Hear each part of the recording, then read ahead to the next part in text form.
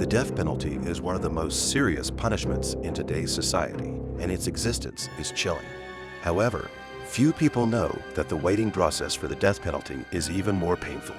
Today, let's take the United States as an example to feel how painful it is for death row prisoners to wait for death.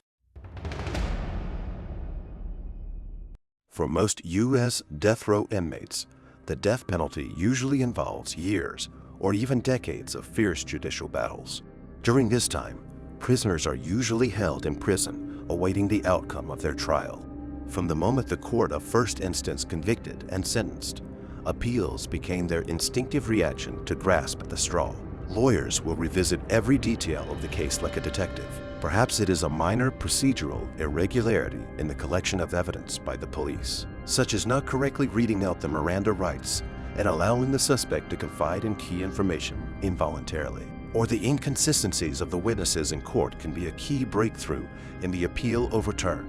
In 1997, 18-year-old Freddie Owens was arrested for robbing a convenience store with Stephen Golden in a mask. They killed the clerk Irene Graves, and he was involved in the judicial process from the moment the court of first instance convicted and sentenced. He, like other death row inmates, pinned his hopes on grasping the lifeline of appeal.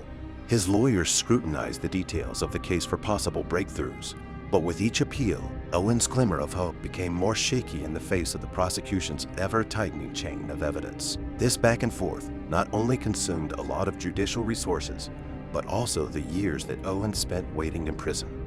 Like other prisoners, when the death sentence was confirmed, Owens was transferred to a cell of only 4 square meters, a small space, cold walls, and a simple bed that took up almost half of it. The death row inmates faced not only their own regrets and fears every day, but also the regular patrols of the prison guards. U.S. prisons have special surveillance for death row inmates, even providing them with medicine and psychological counseling through the door here. The lines between day and night are blurred. They have no entertainment activities, and books have become one of the few companions to pass the time. Occasionally, they will look out through the window, and the breath of freedom is out of reach. Gradually, criminals will begin to get used to loneliness, and in this state, every thought in the brain will be infinitely magnified, and the reflection on past crimes and the thoughts of family members may be interwoven into an impenetrable web. Although the food in prison can fill the stomach, there is nothing delicious about it. Simple bread, canned vegetables are the same day after day. As the execution date approaches, this daily calm will be gradually broken, and the tense atmosphere will gather like dark clouds. During the 2 months leading up to the death penalty, Owens was able to send his belongings to his family and choose his own death witnesses. At this time, his heart was tightly entangled with fear, and he often sat in the corner of his cell. His eyes were empty and full of fear, and his hands were trembling. In the dead of night, he would curl up in bed. The darkness around him turned into an endless abyss, and the slightest sound would startle him. At the judicial level, the lawyer team had also entered the stage of a crazy sprint. They spent a lot of time communicating with Owens and digging up mitigating circumstances. Although his accomplice Golden came forward to confess that Owens was not in the store at the time of the murder and was not the murderer, the prosecution had other witnesses to testify before, and Owens' ex-girlfriend also identified him. So the facts of the crime were still undoubted, and the probability of overturning the case was almost zero. In prison, counselors had also increased the frequency of visits to Owens, because many prisoners had mental breakdowns while waiting for the death penalty, and some prisoners had been unable to sleep at night due to fear, and their physical and mental condition declined sharply. Others fell into a desperate silence, unresponsive to everything around them. As it entered the last month, the connection between the condemned prisoner and the outside world would become stronger. Family and friends visited the prison more frequently, through the glass or in a small meeting room. With reluctance and grief in the eyes of both parties, the news were brought by the family, including the life of relatives and children, and the changes in the surrounding neighborhood. The short reunion was both a comfort and a sting for those who were about to die. The condemned prisoners were afraid that this would be the last time, and each separation plunged them deeper into despair. Letters came and went like snowflakes. Owens also wrote down his thoughts and feelings about life in the letter and asked his family for the future. the distribution of property, unfulfilled wishes, and unspeakable words were all on paper, and a reply from a loved one will be a warm consolation, even if it is just a few words. On the seventh to last day, Owens was transferred to the dying cell, which was closer to the execution chamber. Although the space was small, it was cleaned very well, as if in preparation for the end of the prisoner's life. After living here, the prisoner's inner anxiety will reach its peak. In the last period of time, the diet provided by the prison to the condemned prisoner will also change, and some prisons will provide a relatively sumptuous meal. It is not a feast, but compared to the monotonous food before, this is the last preferential treatment. It may be a tender steak or a fresh fruit salad that will give the prisoner a last bit of human warmth on the palate. However, at this time, the prisoner probably won't have the heart to enjoy the delicious food, and in their minds, it is likely that the images that scare them the most are constantly playing on a loop. He will be rudely dragged into the execution chamber. The cold instruments flash cold light, and the sharp needles or electrodes are ruthlessly close to his body. He will clearly feel that the death is enveloping him little by little. The unforgivable mistakes he has made are like sharp blades, cutting at his soul at once when he thinks of the faces of his family. His heart will be full of guilt and reluctance.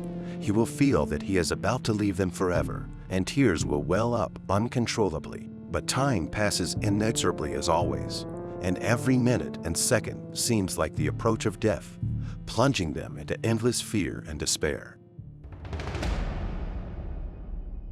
On September 20, local time in the United States, when the dawn broke through the sky, Owens ushered in the last day of his life. He was woken up at 3 a.m., after which he began to wait for death to come. His chosen witnesses to the death penalty were on their way, and prison guards made sure that all procedures were going on as usual. In the early morning, the prison guards took him to wash. The razor slid over his cheeks, and the warm water soaked his face, and his usual behavior was now full of ritual. And then he changed into a clean prison uniform. At 8 o'clock in the morning, Owens ate his last breakfast of his life, and the dining room was quite gorgeously furnished. In some U.S. continents, death row inmates are allowed to choose what they want to eat for their last meal, and prison guards will try to satisfy them as much as possible, and most death row inmates will choose burgers and fried chicken. After breakfast, it's time to say goodbye to family and friends. The crying and entrusting voices in the meeting room are intertwined, and time seems extremely cruel at this moment, and every second passes like a cut of the bonds of family affection. Near noon, a priest or clergy member appeared to perform the final prayer service in the cell. The low chanting and reverent murmuring created a solemn and hopeful atmosphere for the end of life. Then it was time to get ready for the shower, which would be the last cleaning in Owens' life. On the other side of the prison, the execution chamber was in full swing to prepare. The lethal injection was carefully prepared. The needle was sharp and sterile, quietly waiting for the mission to end life. Dressed in protective suits and grim expressions, the executioners were professionally trained. But when faced with the imminent deprivation of the lives of others, their hearts would still inevitably ripple. In the evening, Owens was taken to the execution chamber. Along the way, the footsteps were heavy, and every step was like stepping on the drumbeat of his own heartbeat.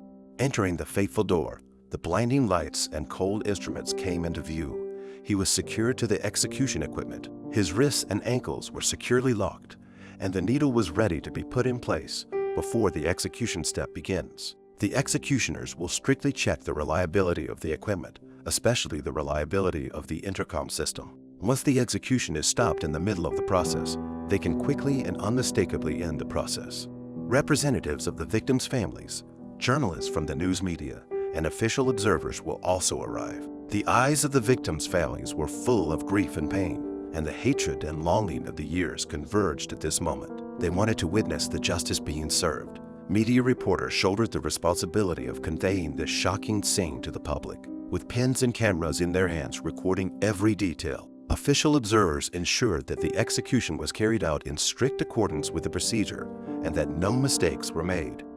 The execution was scheduled for 6 p.m., but was postponed pending an order from the U.S. Supreme Court. Finally, at 6:35 p.m., the warden was given permission to execute, and Owens was executed by lethal injection through a layer of glass. and the witnesses of the execution witnessed the execution from outside. As the drug slowly injected into the vein, Owen's consciousness gradually blurred and his breathing slowly stopped. His eyes were full of despair and helplessness. Looking at the execution equipment, his body kept shaking, trying to break free but unable to do anything. However, nothing could be changed. He could only wait for death in fear, feeling life pass away little by little. With the end of Owen's life, the doors separating life and death slowly closed. The death penalty is not only the death of one person, but also a heavy warning to the whole society in the face of impulses and desires. We must keep a clear head and stick to the bottom line of morality and law when we encounter difficulties or temptations on the road of life. Think of Owen's hopeless eyes. Think of the tears of grief in his family, and think of the broken life of the victim's family. Maybe it can make us more cautious. The death penalty is a kind of torture, and the process of waiting for the death penalty is even more so. The red line of the law cannot be touched, and people should build a strong line of defense for a better life with kindness and law-abiding, so as not to let their lives fall into a place of no return.